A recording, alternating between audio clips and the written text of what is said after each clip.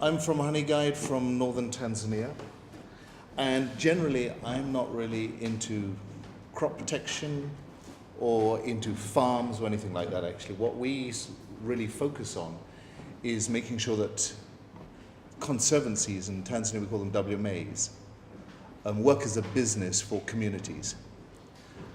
And what we're trying to look at is how communities can see a value in wildlife.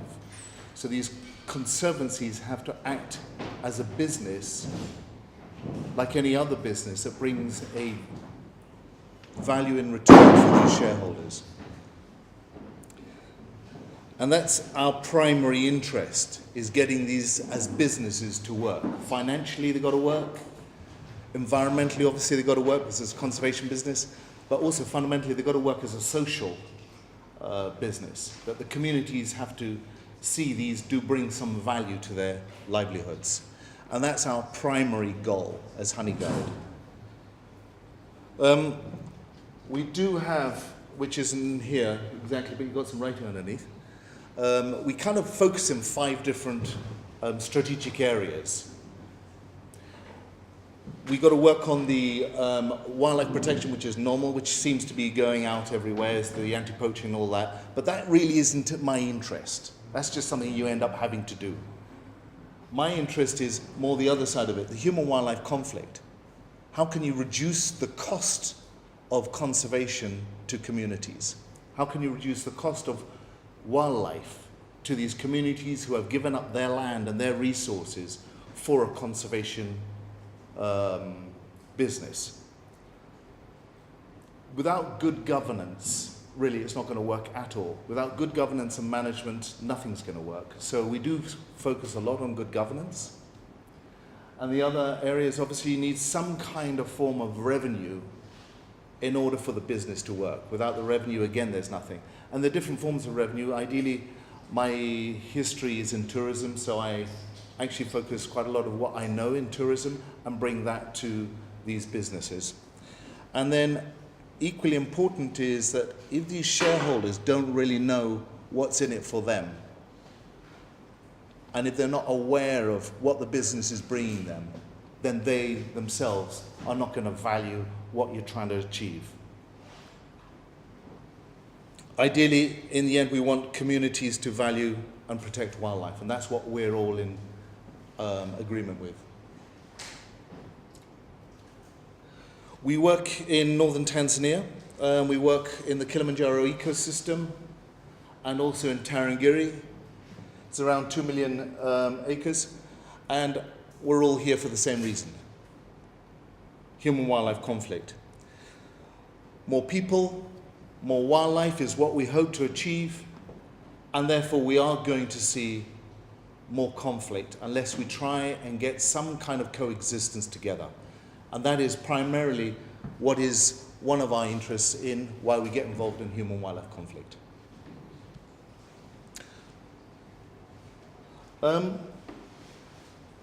What we're really interested in Honeyguide is developing strategies that are affordable, that can be scaled up, and are effective. And primarily we are interested in a community-led initiative.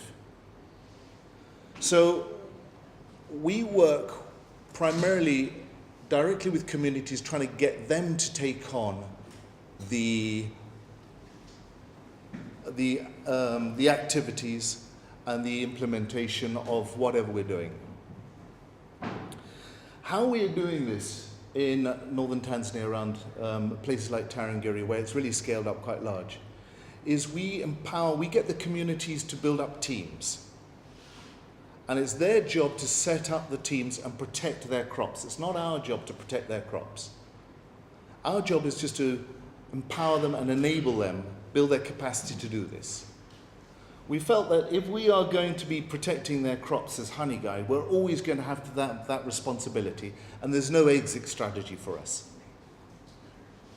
And that, to me, wasn't something that we were able to continue, and I couldn't promise everyone that we were going to be carrying on doing that forever. So in a sense, what we're really interested in is how can we get these communities to take this on to do it themselves, and then we would just support them. What we work on is enabling these communities to develop teams, and each team is usually has one team leader and 10 people within a team, and that's just on average. It really depends on the village, and how many teams are in the village really depends on the size of the village. Some villages have 10 teams, some villages have 3 teams. But fundamentally, it requires them to get a team together of volunteers. We don't pay anyone any money either, because that is also going to lead to a constant demand on our resources. What we do find is that when these teams go out, sometimes they're able to chase elephants away, but if the situation looks like it's going to get out of their control, they also are able to bring in a car, and they can call on the Conservancy, the WMA's resource. They can call on the Conservancy and their rangers to come in and help with the backup of a car. But primarily, it's these teams are responsible for protecting their own crops. All we do is provide people to train them, provide them with equipment, give them some ideas to sort of troubleshooting, and then we do the monitoring so that we can understand what's going on, what's being effective, how well is it working, and be able to feed that back to them. And that's kind of important, is that we can feed this information back to them. When we're saying we like to make things, all our approach is very much affordable, because if the intervention is too expensive, the communities aren't going to take it up. It's going to be beyond their ability. So in a sense, we're always looking for sort of low cost ideas. Scalable, again, is really important, because if you've got one community who have got this and it's working, the next door community haven't got it, you're going to get sort of bad feelings on the next door community. So they've got to be able to scale it up themselves. If the next door community want it, you've got to be able to provide them the equipment and enable them to do it. And so we're very interested in how quickly we can scale this up and how quickly the communities can go on. So everything we're looking at is scalable.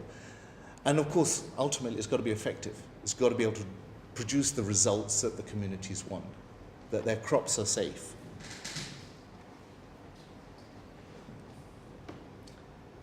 What we've developed is this little toolkit. And this little toolkit consists of primarily a flashlight.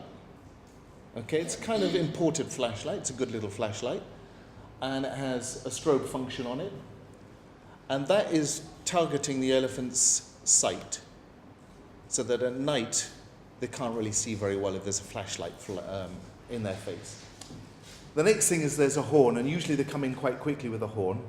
And I would say that these things grew as we sort of tried different experiments. The next one, which we kind of developed,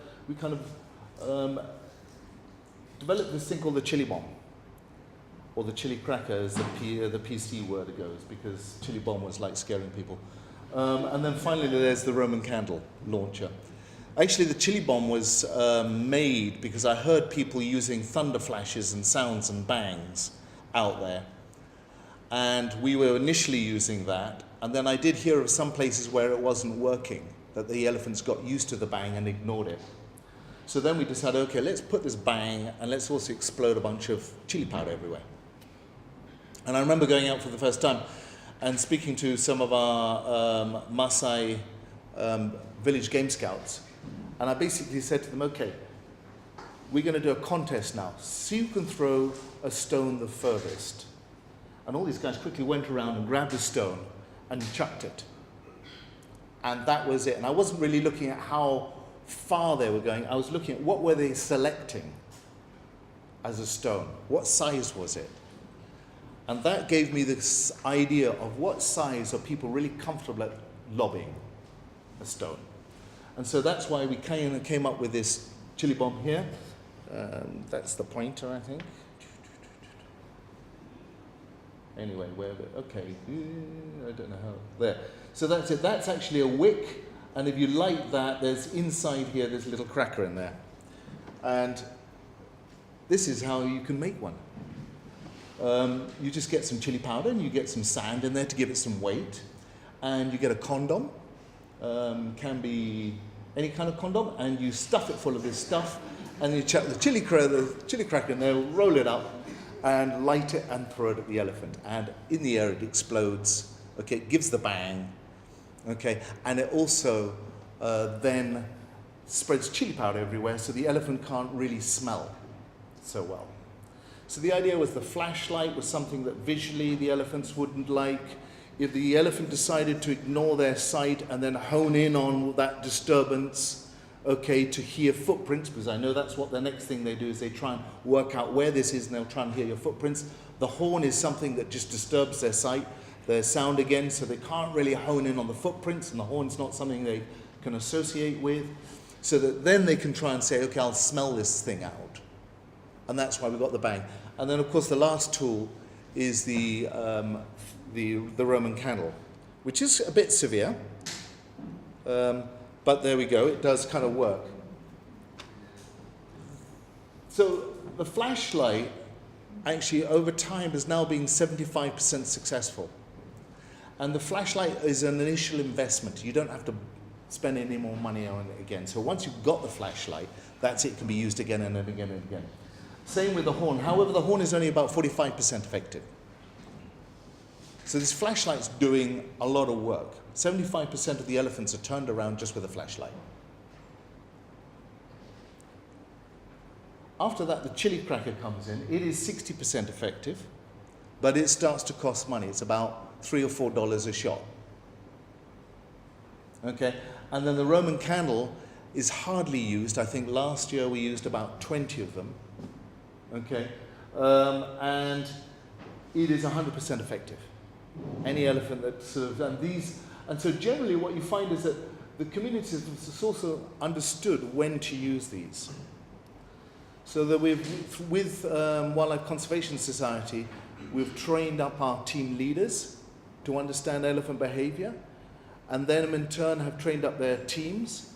And these teams are very fast at understanding what kind of situation they're in. As soon as they shine the flashlight on that herd of elephant, they can actually understand if this is an easy herd to turn around or if this is going to be difficult. And if it's going to be difficult, they're very quickly on the phone to call in backup of a car, but also they know that this can be used. And this tool here is actually a Roman candle in a launcher, is battery operated, because we did initially have a lighter there, but that's always difficult in a windy condition. And it has several times been used to actually stop elephants charging. And it'll turn them around.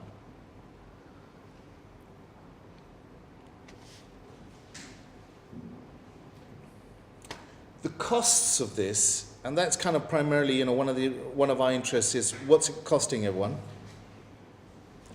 The cost of this for the entire kit without the flashlight, I'm saying these are kind of like the chili bombs every year and a Roman candle. Generally, we now have budgeted, it costs about $700 a village to have the entire kit. Keep going, okay? The flashlight's about $150. That's not included in this because that's a one-off cost. This is more like every year. What do they need? What do we need to provide in order for that village to be to have enough equipment to be able to chase off elephants? We generally spend about $250 a year on training these teams up, and for the monitoring, it costs about $930. So in total, it costs about $1,880, I think my maths is right there, to protect a whole village.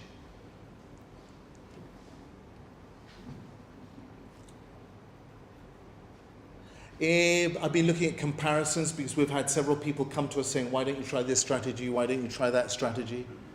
And so we looked at the comparisons of cost because ultimately we try and look at affordable solutions. And, the elephant tracking, which we've had several people, is a really expensive option. And even the chili fence.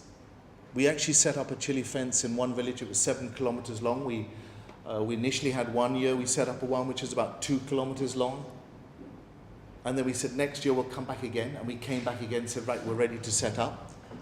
And the initial year when we did it, we were to supply the string, the cloth, the oil, and the chili powder, and the communities would supply the poles and the labor. So when we came back the next year and we said we want to do it again, they said, no, we're not really into this. And we said, why not? I said, well, it costs us too much to actually go out and cut the poles down. So then we said, okay, what we'll do is we'll buy you the poles. So we came back the next year and brought all these poles and brought all the string and started doing a 7-kilometer stretch and started getting them to dig the holes and put in the posts. And my team came back about a week and a half later and I said, how did it go? We got about 70% of it done. And I said, why is that? And I said, they gave up. And I said, okay, fine. Off we go, onwards. Anyway, about 3 weeks later, they came back and said, oh, by the way, the fence is finished. And I said, I didn't see you go out and do that. And they said, no, we didn't. They just did it. Because what they found was the elephants were coming to the fence, walking to the end of it, and then whipping round that last bit. So the farmers then decided to finish the 30%. So the chili fence does work, and we only use it in areas, we've used it in areas what we call really hot spots, that these guys were getting every night interventions and raids. There were a couple of problems with the fence, and one of them was that sometimes the elephants would actually approach the farms from outside the fence, from really around it, and then come back behind it. And then when they're chasing the elephants out of the fields, of course, they suddenly come across the fence. So they had to chase them through the fence, and then they actually had to make a break in the fence later on, and the elephants started to learn where that break was and use it. So we're still trying to work out how we can improve on that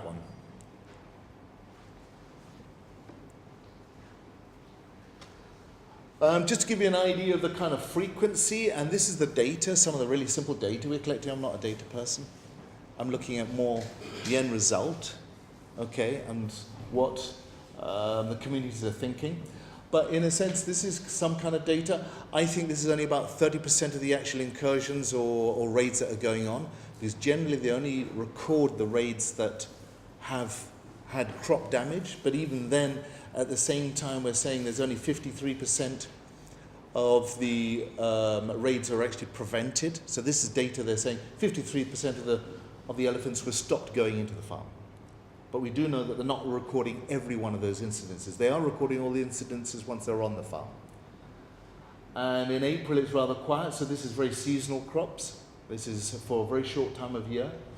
But there is a lot of raiding going on. So, in June, that's nearly 200 raids. And this is not 200 elephants, this is 200 individual incidences in 1 month that they're recording.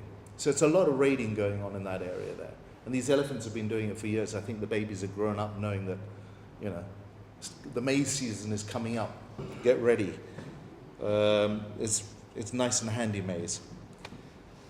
It's all planted in nice rows, and elephants, we've actually seen them walking in nice rows like combine harvesters. The results have been interesting, is that we have reduced crop damage by 90%. So initially, when we first started to work, the community was saying they were losing 70% of their crop, and then we started focusing on individual farms and finding out that around 70% of the crop was lost by elephants. And that's rather easy because it only takes a herd of elephants a few hours to actually demolish a small farm. And last year we reduced it to below 10%. When we initially started this program in about 2013, we started in a place called Burundi, and actually we had 30 volunteers working with us. And in that stage, we actually had to even dangle a carrot and say, we'll give you a little bit of money, just to get you going. And it wasn't a lot. And what happened was by 2016, we had 800 volunteers out there. And these are volunteers that are set up by these teams. The communities basically have now set up bylaws whereby every household has to put a volunteer out. You've got some communities saying that if you don't put a volunteer on the team at night, okay, you will be fined as a household. We've got other communities saying that you must build, like a lookout platform on your fields. And we've even got a lot of places where they've realized that they've got to stop these elephants from even getting into the farms, because once they're in the farms, it's really hard to turn them away. As if you work before they get into the farms, it's a lot easier. In fact, the flashlight will turn most of them away if they don't get into the farms. And what we're seeing is, at first I thought I'd have to train a lot of these communities on what's going on. We had to collect this data, and we were developing training programs to teach them how to respond. And one of them was like that very simple, okay, you must protect them before.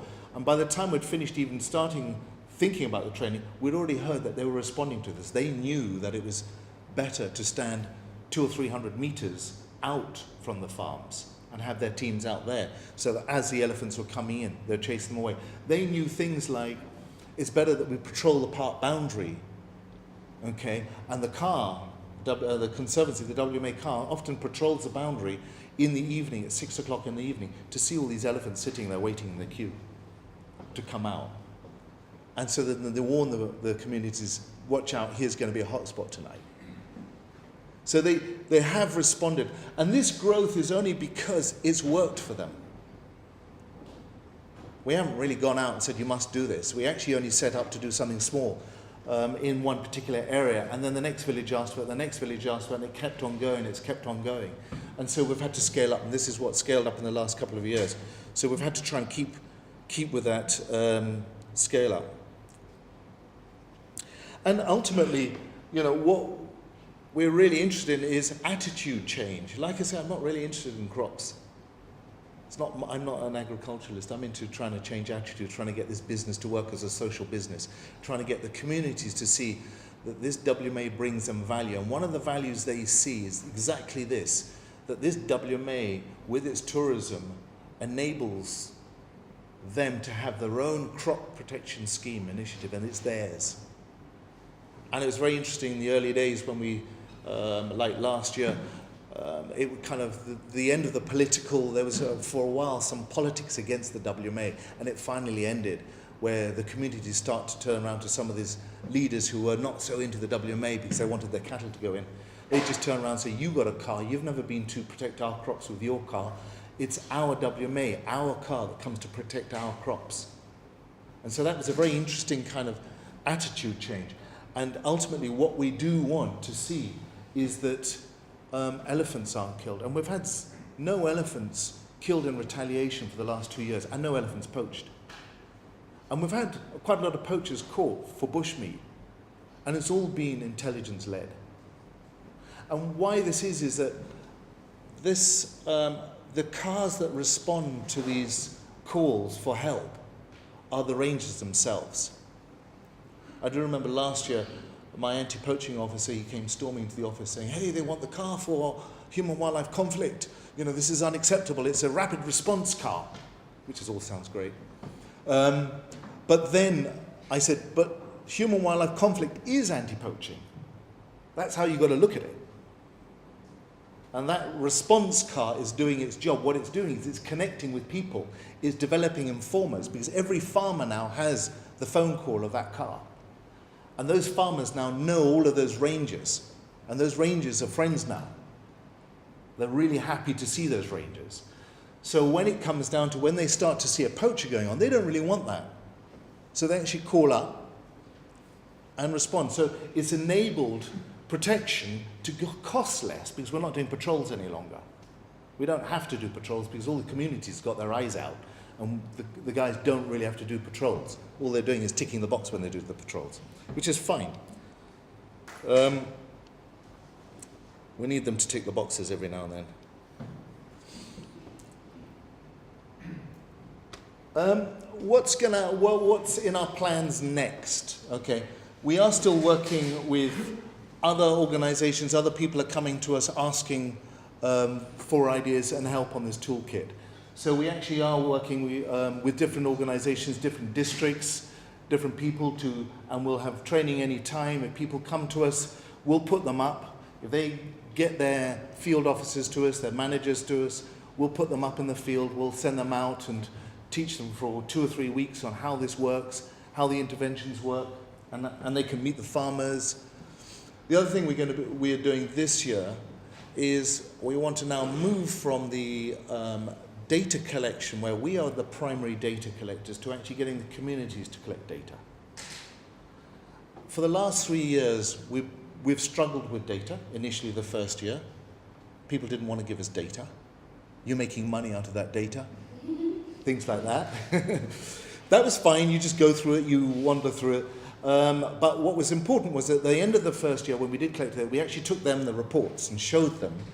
Because every year, at the end of the season, we have meetings with each of these villages, and we show them the data we're collecting, we show them what we're learning about it, and we give them the input as to what they think they should be doing next year and how they should improve on anything else.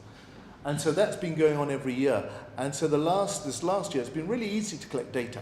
They've been really forward about helping with data now. And one of our data guys come around, they're really, welcoming. So what we want to do is now all the team leaders, and we'll probably just start in one village, really small, start with one area, and teach them to collect the data. Because what we need to do now is to get them to understand that the elephants being turned around is really important data. And because we're not collecting it, the only people who can collect it is them. Because we are dealing with too big an area and too much data for our conflict officers. And when I'm saying monitoring guys, each monitoring guy does about anything between 400 to 600 square kilometers. That's the area he's got to cover. So he's got to cover quite a large area on a motorbike. So if we can get these individual guys, these team leaders, and there are about 60 of them, so we'll start with probably 10 or something like that, to collect the data, then we hope that data they will be interested in the results of this data. So that's coming up next. The other one is we are interested in other interventions. We've done the chili fences. I've got quite a few other things bubbling in the pot there, and I'm really interested in what Uganda's doing, so I'm going to catch you guys. Because I think that, as far as the toolkit's been great, okay, elephants are intelligent, and I think that if you do have, a fence and a toolkit and a briquette and these kind of things, and we do use the chili bricks, they are used. The more interventions you use, the more chances you're going to have to actually stop those elephants coming in, because it's just going to get too much hassle for them. So we are interested in other ideas constantly. And the other thing we're doing this year is what we call the 50-50, whereby all the consumables, the chili bombs and the Roman candles, we will not supply to communities unless they chuck in 50% of the costs. Okay, we actually did start to roll that out with some communities last year, and I think we raised like $9,000 from these communities. They put in the pot $9,000. That was just for flashlights. We said we're going to buy some more flashlights, but you're not going to get them unless you put in 50%, and they all chucked in 50% immediately. And so we managed to buy another 100 flashlights or something. And so now we want to roll it out completely with everyone we work with, is that they will put in 50% because they'll value those items more. They'll use them more carefully. One of the things I'm thinking of doing is every time we give out a kit, we're going to start to put in information about what we're trying to achieve. Because that's, I think, important in this messaging. I'm not trying to protect your crops. What I'm trying to achieve is that you live with wildlife in a peaceful manner. And I think that's kind of important with the flashlight. The flashlight is a very non-invasive way of moving elephants off. In fact, I'll give you, there's one other thing is our cars have got huge amount of spit like this thing here. Spotlights all over it. And the elephants don't like that. And that's why the car is really effective. And we actually had one time National Parks call us and say, help, we need some help. Because we're sitting here with elephants in a field and we're firing our AKs over them and they're still not going. So we said, we're on our way, we're just chasing somebody else away. And once that car started to head that way, and the park said they could see the lights above the, of this car coming, and these elephants stopped eating and turned around and started hearing, and they all started to walk off. Just the sound of that car they knew was a problem. So those are the kind of interventions we're going to go to next year. We all have these. And of course, the number one is at the top there. We all have that one. I think everyone recognizes that one, that funding challenge. The other one is obviously trust in the concept. What we're doing, and I heard earlier on somebody saying, we are there to trial out an idea. That's what we bear the costs of that. We take the risk. And so it takes a while for farmers to trust your concept. And it has done, but once you get over that, that works. Then there's the wrong strategy for just the wrong area. Where we're working is mostly farms that are maize. They have one period over the year. They're not all year round crops.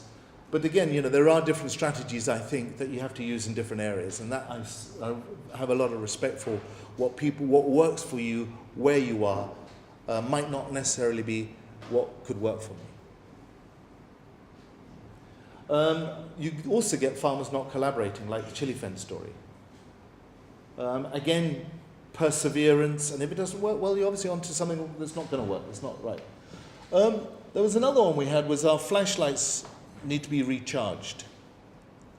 And so when we first started to hand out the flashlights, we also thought about this, making carefully the right approach. We need to have 4 flashlights, a solar charging. So we handed out all these charging units as well.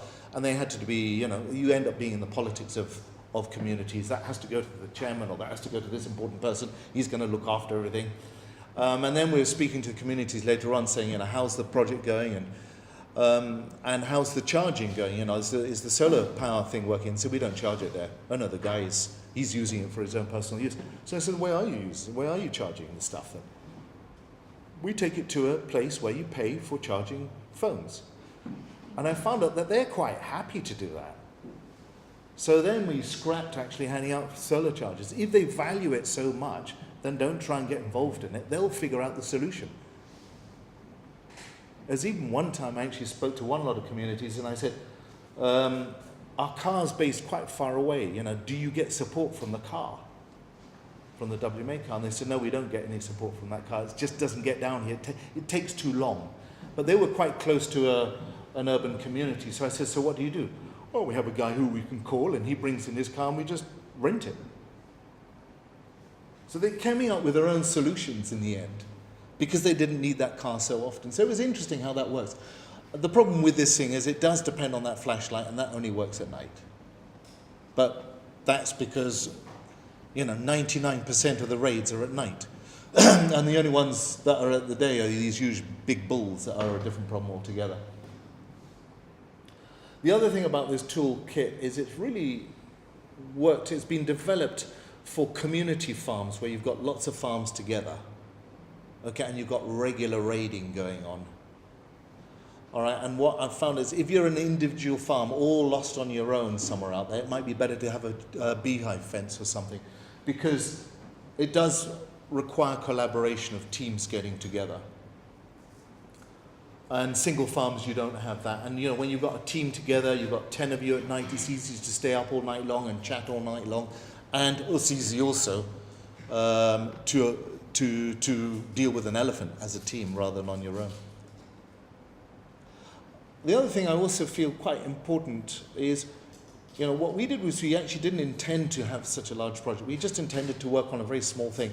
And that small and grow, I think, is kind of important, because if you start something small and you can prove the results, then it'll grow on its own. But I think it's, and that's kind of what's led to this success, is that we started small, we proved the results there, and that's when people said, we want it. And we're continuing to get, in fact, now we don't go everywhere. We just, we work in our strategic area, and if anyone else calls us up, we say, we'll train you up, you have to get on and do it. And the other one, of course, is the data collection, which I was telling you earlier on about. It's just so hard to collect all the data, especially if the data's where they just see the elephants, they flash a light, torchlight on it, they walk away. And that's the data we want, and that's not the data we're collecting. And there's also an awful lot of data. Last year, what did they collect? At about 500 incidences. And that was just that. So I think if we were collecting all the data, it would be about 1,500 data incidences over a 3-month period. So it is a lot of data coming in. It is collected by smartphones.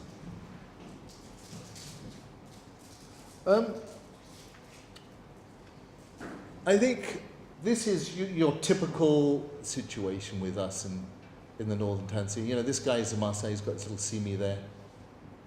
His house, That there is actually the WMA. And he's farming right alongside it. And being a Maasai, you know, the farm's not looking that healthy. He's not a natural farmer, but he's doing his best. And obviously he's not very wealthy. This guy here is our human wildlife conflict officer. And they are both discussing and looking at his son there.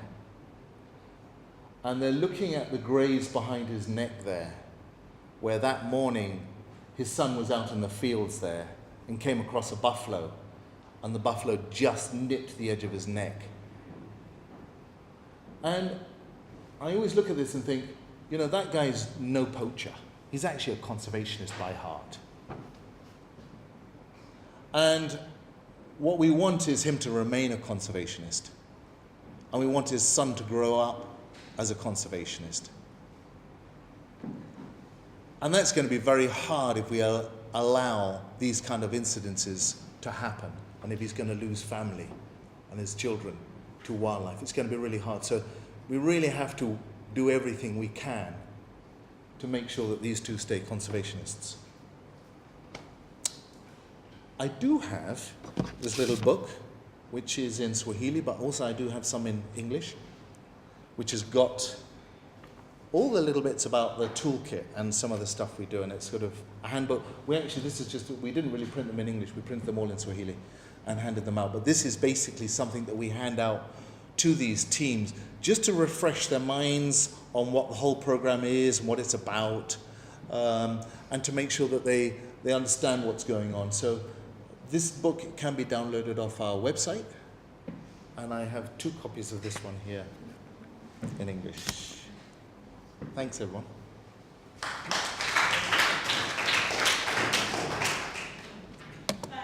Thanks very much, Damian. Okay, questions?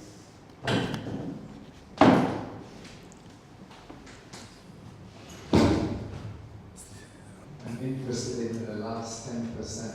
You reduce the losses by 90%. Yeah. And that means the cost of compensation would be reduced by 90%. Now, have you considered recommending compensation for those last 10%? And could those funds come out of the tourism? You know, I wouldn't be so keen to go with that because they've never asked for it. And what I noticed, like I said, I'm trying to look at attitude change, actually. The rest is regardless.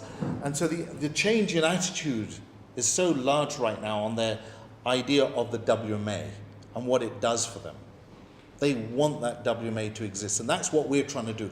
They do not have the same sort of aggression for elephants as they did in the past. So, and also these people have always had wildlife. So they're not expecting 100%. Maybe in the future, one day when they're so used to the 10% that they'll want 1%. But at this stage, they know that wildlife's going to be there. They know it's always going to be there. So they're not expecting, you know, they know the problem. So I wouldn't, right now, I wouldn't really recommend that approach.